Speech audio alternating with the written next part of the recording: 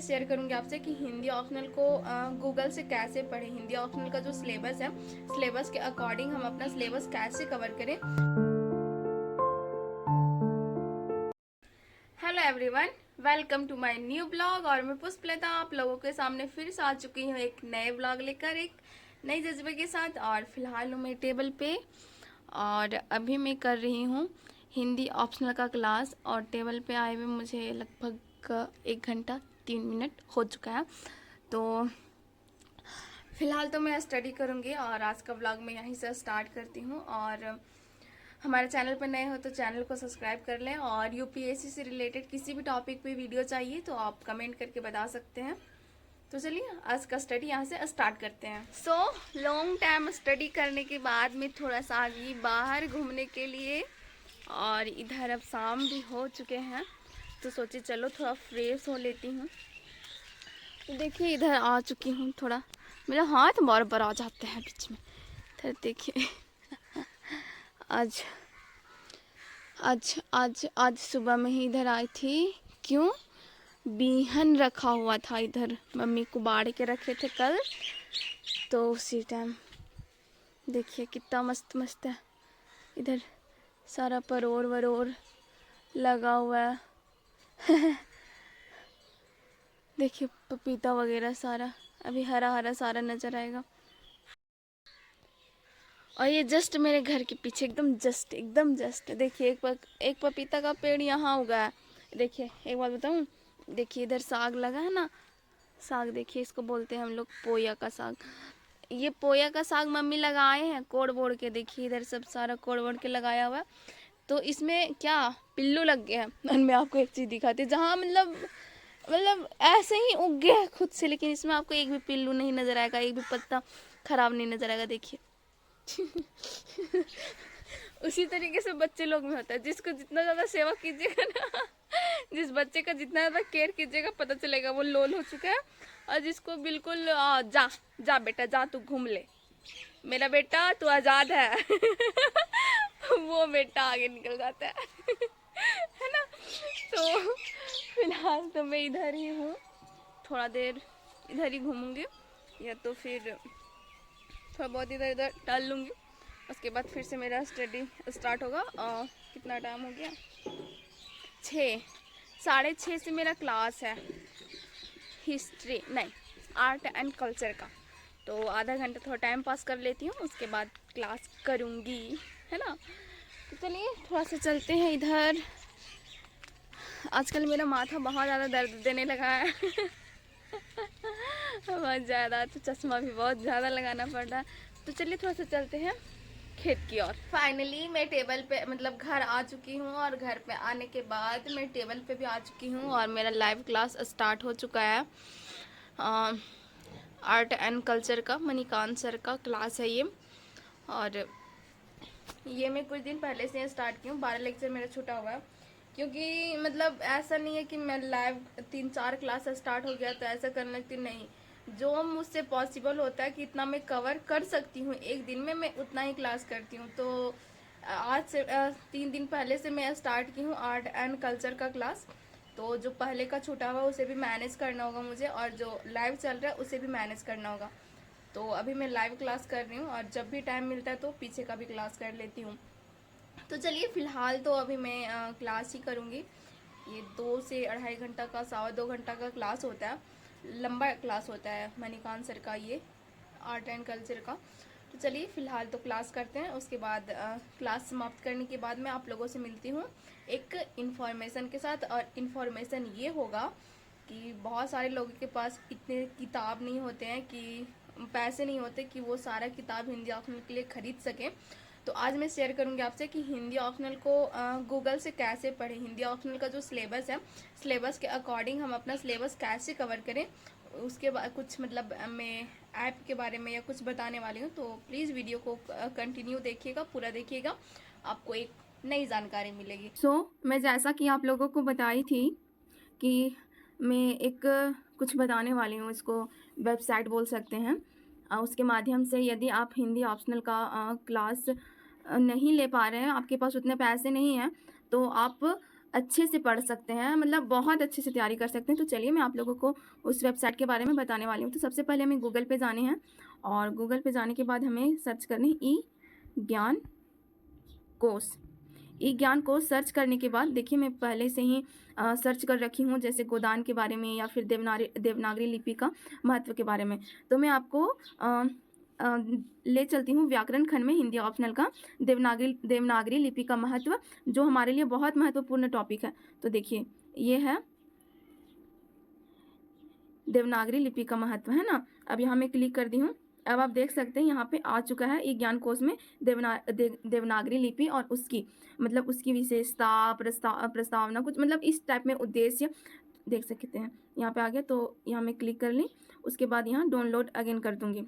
देखिए download again करने के बाद यहाँ मेरा ओपन का ऑप्शन दे दिया, मैं ओपन पे क्लिक कर दी हूँ और देख सकते हैं यहाँ पे सारा आपको मिल जाएगा। देख सकते हैं देवनागरी लिपि और उसकी विशेषता, उद्देश्य, प्रस्तावना, देवनागरी लिपि का नामकरण, वैज्ञानिक लिपि और देवनागरी, ये क्वेश्चन पूछा था ना, वैज्ञानिक लिपि और देवनागरी।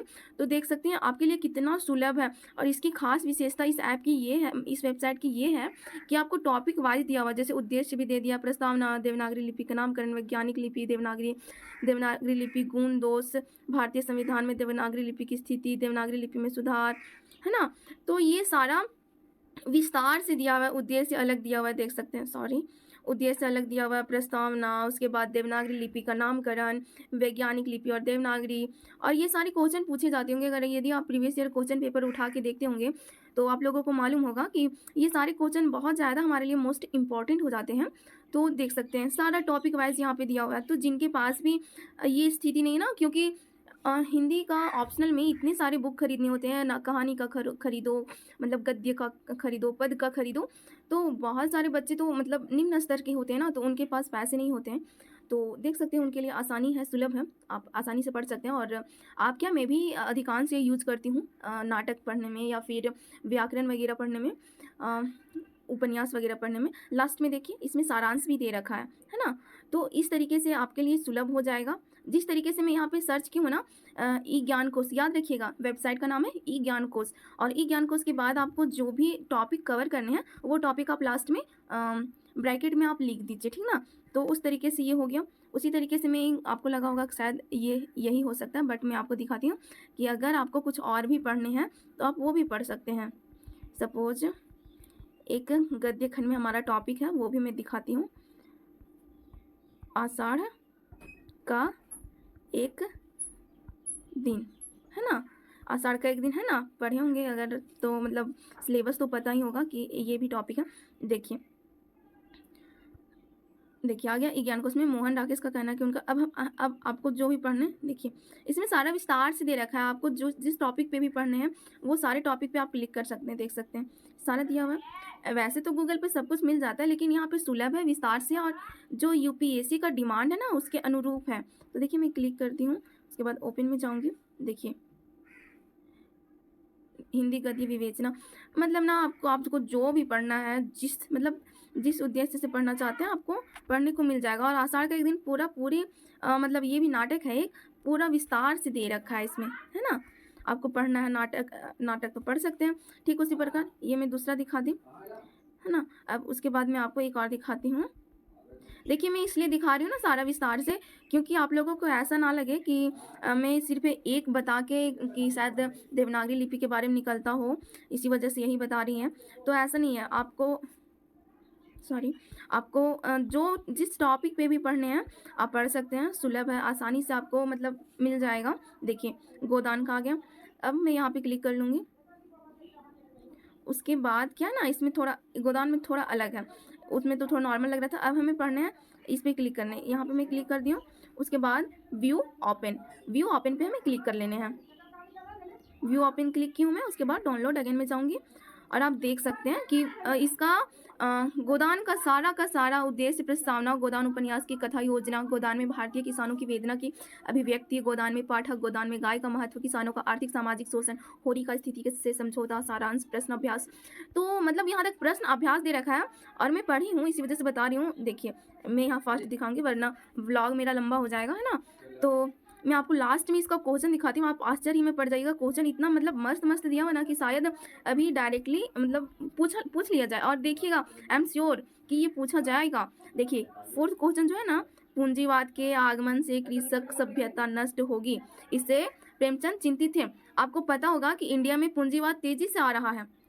गवर्नमेंट है, इंडियन गवर्नमेंट पूंजीवाद को भारत में तेजी से ला रही है।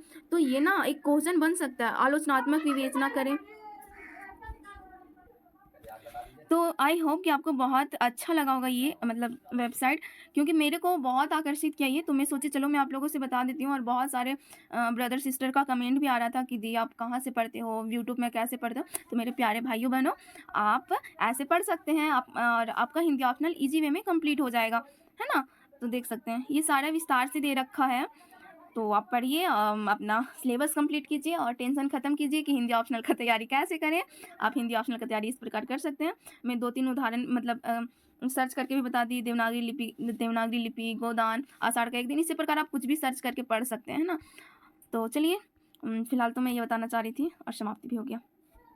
तो फाइनली यहाँ मेरा हिस्ट्री का क्लास थोड़ा सा बचा हुआ है और मैं खाना भी बना ली हूँ। फिर से स्टडी टेबल पे आ गई थी और फिर भी नहीं अभी कंप्लीट हुआ, लंबा क्लास चल रहा है। तो लाइव तो नहीं कर पाई। तो अभी खाना वाना खा के देखिए, थोड़ा सा बचा हुआ, लगता है 15 मिनट का क्लास होगा, तो थोड़ा सा बचा हुआ है। तो खाना खा के उसके बाद फिर से मैं टेबल पे आऊँगी। उसके बाद ये क्लास कवर करना है, उसके बाद मेरा एक और क्लास कवर करना है।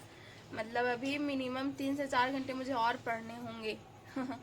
तो चलिए सबसे पहले खाना खाते हैं और आज का व्लॉग भी मैं यहाँ समाप्त करती हूँ। हमारा व्लॉग कैसा लगा कमेंट करके ज़रूर बताएं। चैनल पे नए हो तो चैनल को सब्सक्राइब करें, वीडियो को लाइक करें और अपने दोस्तों के साथ शेयर करें। तब तक के लिए जय हिंद, वंदे मातरम, भारत माता की जय।